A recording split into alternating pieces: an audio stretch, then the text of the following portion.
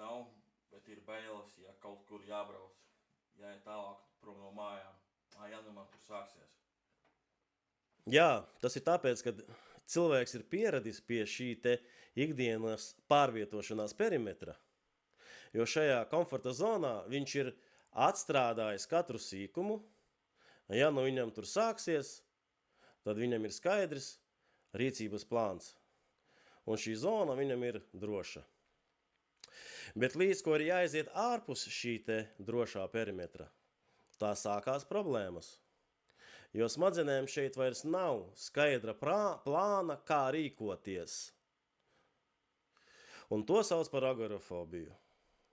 Bailes atrasties vienam ārpus šīs te drošās zonas, ārpus šī te perimetra, kur cilvēks tā tad ir pieradis justies droši.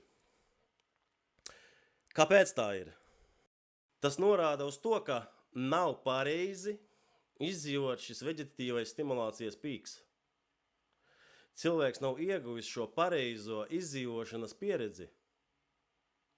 Nav pierādījis sev, ka spēja ar to tikt galā patstāvīgi, un joprojām uzskata šos veģetatīvos simptomus par draudu dzīvībai.